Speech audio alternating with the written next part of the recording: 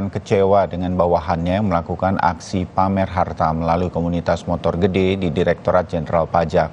Menteri Keuangan juga memerintahkan kepada para pejabat di Direktorat Pajak untuk menginformasikan kepada publik sumber kekayaan mereka. Semua ini dilakukan setelah ramai kasus penganiayaan yang menyeret Mario Dandi, anak mantan pejabat pajak dengan harta 56 miliar rupiah di LHKPN-nya. Bagaimana dengan transparansi kekayaan para pejabat pajak selama ini? Pagi ini kita akan bahas dengan sejumlah narasumber. Di antaranya, kami mengundang dan hadir secara daring Saud Situmorang, Wakil Ketua KPK periode 2015-2019, Koordinator Masyarakat Anti Korupsi atau MAKI, Boyamin Saiman, serta mantan atau Kepala PPATK periode 2002-2011, Yunus Hussein.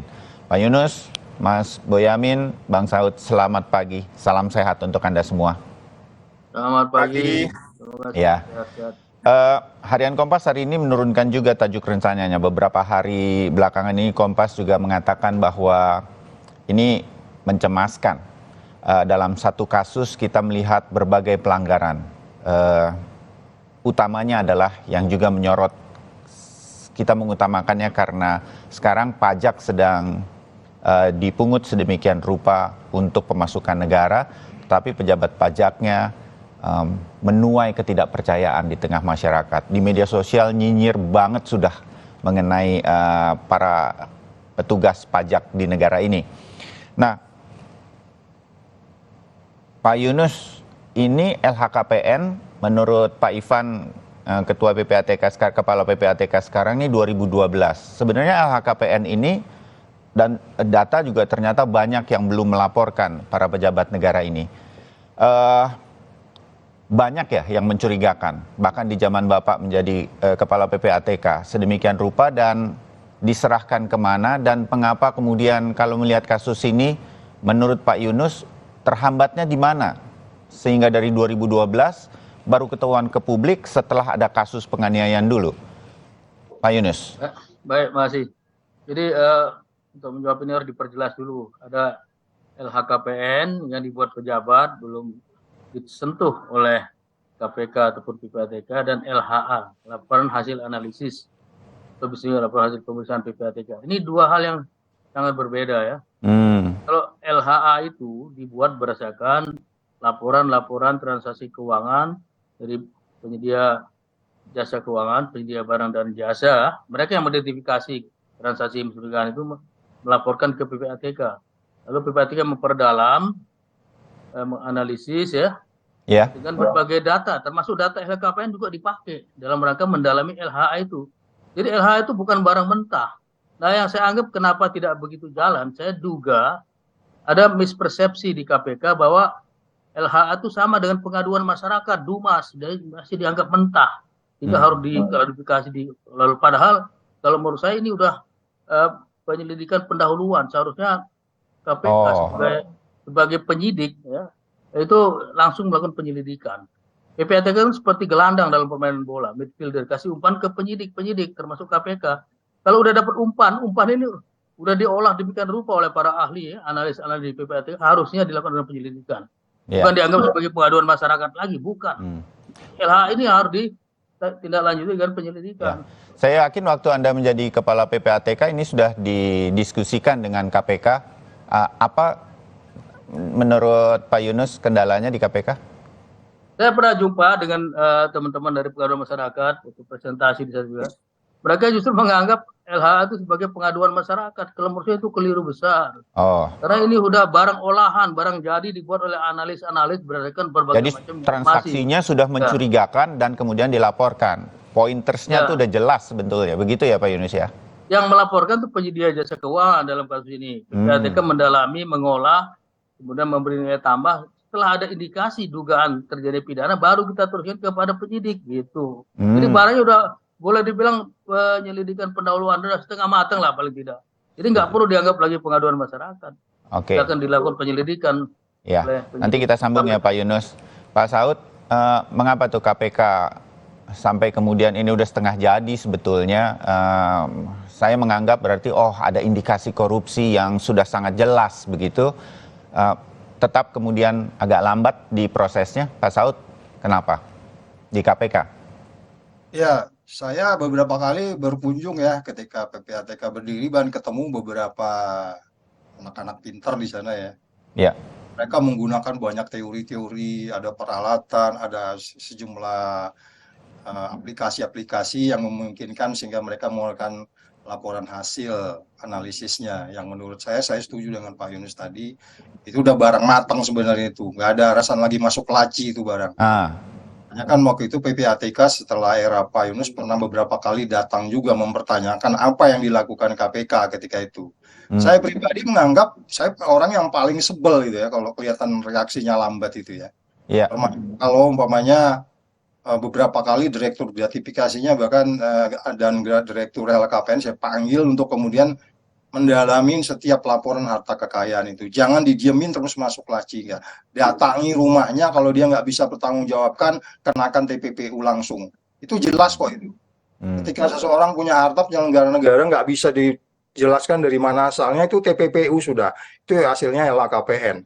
Jadi Mas Bayu, Hmm. ini persoalannya kolektif kolegial di KPK ini kan tidak ditentukan oleh satu orang. Ketika kita harus memutuskan bagaimana naik ke proses berikutnya gitu ya. Hmm. Tuh saya yakin banyak sekali tuh model-model yang sama itu. Karena waktu saya di sana juga tuh banyak itu pejabat-pejabat yang di lingkungan tertentu yang kemudian itu sangat lambat ditanganinya. Pada bagian lain kalau saya gambar sendiri, biasanya saya gambar sendiri Ya. dengan AI itu namanya, itu bisa dilihat ini kemana, ini kemana, ini kemana, itu ketahuan sebenarnya siapa gatekeepernya siapa. Jadi kalau ditanya saya kenapa lambat, di mata saya sih saya nggak mau lambat gitu. Itu aja kira-kira. Oke. Nah, Mas Boyamin, kalau Ya. melihat ada situasi seperti ini dan kemudian di tengah masyarakat seperti ini, barang udah jadi, sebetulnya kan berfungsi nih sebetulnya kan laporan harta kekayaan pejabat negara ini untuk melihat sehingga kemudian nggak harus muncul hal semacam ini, tapi kita membiarkannya cukup lama. Anda punya komentar berkaitan dengan situasi seperti ini? Saya malah membayangkan lebih jauh lagi, Ah. misalnya ini Bitcoin gitu. Ini kan yang terungkap kemarin itu kan harta yang nampak karena ada Oh. bergerak, tidak bergerak, tidak tabungan. Lah kalau Bitcoin betapa lebih sulitnya lagi. Dan saya tahu persis itu beberapa pejabat tinggi kita itu juga punya Bitcoin. Apakah itu dilaporkan ke LHKPN atau bisa Hmm. diendus oleh LHA-nya PPATK gitu. Ini kan sesuatu yang kita semakin tertinggal jauh sebenarnya, sementara kita masih berkutat yang masih konvensional begini gitu. Lah, Ya. kalau ini saham nomine yang di Barbados, terus kemudian Bitcoin gitu, apa ndak lebih ngeri lagi? Dan bukan saya ngajari ini jelek gitu, tapi memang kenyataannya beberapa orang sudah begitu. Panama Papers itu kan tidak terjangkau, tidak tersentuh karena itu kan dalam pengertian yang memang kalau PPATK kita itu kan dari hasil di Indonesia mungkin ditransfer ke luar negeri masih ketahuan, tapi kalau transaksinya di luar negeri semua seperti apa? Dan beberapa pejabat tinggi kita, beberapa saya mengetahui proses-proses seperti itu. Ya, tapi sebelum sampai ke sana ya Mas Boyamin, ya saya terbayang lagi betul bagaimana kalau kemudian ini lebih canggih lagi dan kita belum mampu lagi melacaknya sedemikian rupa. Wong yang terlacak saja nggak ada gerakan, what happened nih, Mas Boyamin? Apakah semua tahu sama tahu, semua ngerti sama ngerti, semua melakukan hal yang sama, sehingga kecuali ada kasus, baru deh bergerak, Mas Boyamin? Iya, kita kan terbiasa seperti itu. Dulu misalnya PPATK itu menemukan rekening gendut kepala daerah yang terungkap hanya dari Sulawesi Tenggara, itu Nur Alam, yang nilainya hanya 40-an miliar. Padahal saya tahu ada beberapa kepala daerah nilainya itu rekeningnya ada yang sampai mendekati triliun begitu. Dan itu tidak terungkap sampai sekarang. Jadi memang kemudian harus ada seperti pemicu ini. Saya tetap berdoa David supaya cepat sembuh. Apapun pengorbananmu itu menjadikan ini sesuatu orang merasa menjadi terbuka semua.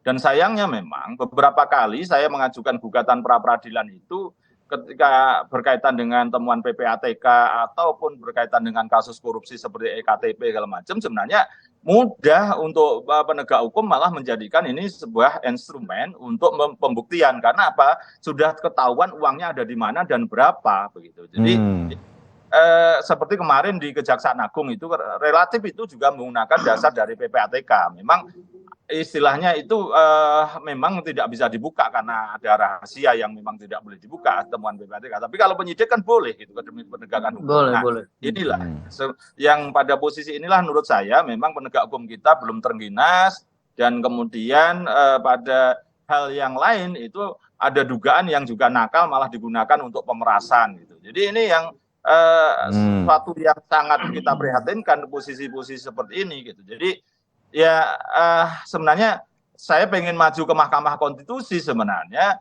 LHA PPATK itu kan memang sudah bahan yang matang, bukan setengah matang aja Pak Yunus. Sudah di ujung gitu kan. Mestinya ini harus dikatakan sebagai alat bukti, dan kemudian penegak hukum yang tidak menindaklanjuti harus ada sanksi gitu. Karena beberapa treatment seperti di LPSK itu penegak hukum yang tidak menangani ada pasal sanksinya. Nah, mestinya nanti PPATK ini penegak hukum yang tidak menangani ada sanksi gitu. Nah, sanksi bisa administratif, bisa sampai level-level yang lebih jauh lagi. Kalau dalam pengertian itu kan bisa kita anggap menghalangi penyidikan, Bayu. Karena tahu suatu alat bukti kejahatan kemudian tidak lanjuti oleh penegak hukum, berarti sampai level menghalangi penyidikan. Itu yang saya berharap betul bisa lebih jauh lagi kita ini, lebih tegas lagi dikit lah gitu. Mengingat datanya begitu banyak yang kemudian belum ditindaklanjuti, belum melaporkan sedemikian rupa juga cukup banyak begitu. Pak Yunus, apa usulan Anda agar ini bisa nggak percuma begitu? LHKPN ini kemudian menjadi sebuah aturan bagi pejabat negara ke depannya. Jadi pertama, selain katakanlah dibuat transparan ya, misalnya sekarang udah dibuat di website. Kalau menurut saya perlu pakai pendekatan naming and shaming ya.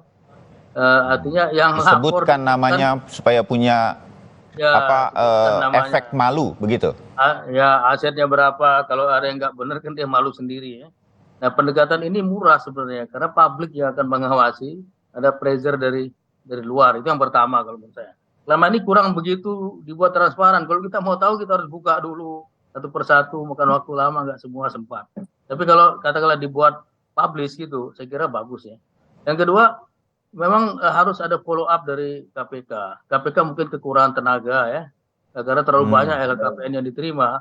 Mungkin perlu bantuan teknologi, kalau perlu coba ahli-ahli IT membantu buat aplikasi bagaimana mengecek laporan-laporan itu online dengan cara-cara online juga, aplikasi juga, sehingga tidak terlalu kewalahan. Dari sana kalau timbul red flag atau indikator warning yang aneh-aneh baru didalami oleh KPK dengan tindakan yang namanya ya mau disebut investigatif interview, mau namanya penelitian penyelidikan ataupun namanya enhanced due diligence, silakan. Jadi ada prioritas yang aneh-aneh saja yang muncul dari aplikasi tadi, itulah yang didalami. Karena kalau didalami semuanya 100% kewalahan juga. Harus ada prioritas mana yang harus didalami. Kalau pejabat pajak kalau menurut saya termasuk yang prioritas karena dia high risk ya. High risk, dengan kewenangan yang ada itu dia high risk public official ya. Kalau di bank namanya high risk customer yang harus dilakukan enhanced due diligence. Itu kurang lebih 2 usulan itu. Terbayang Pak Yunus. KPK bisa Bang Saud sebetulnya melakukan ini?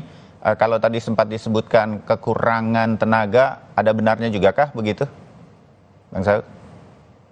Ya bisa jadi itu jadi pembenaran ya, selain tugas-tugas mereka yang lain. Tapi sebenarnya itu tidak bisa diterima, karena itu kan ada prioritas. Terus kemudian kalau dari tahun 2012 sampai 2023 nggak jalan, apa itu kesimpulannya? Kekurangan orang gitu kan?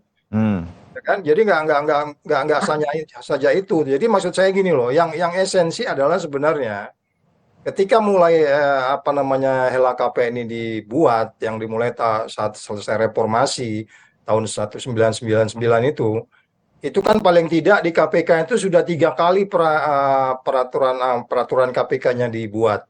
Mulai tahun 2002-nya setelah undang-undang di jalan yaitu yang KPKPN diambil alih oleh KPK. Terus kemudian tahun 2016 juga kita ubah lagi aturannya, dibuat lebih fleksibel. Kemudian ada ILHKPN dan seterusnya, lebih gampang, lebih cepat gitu ya.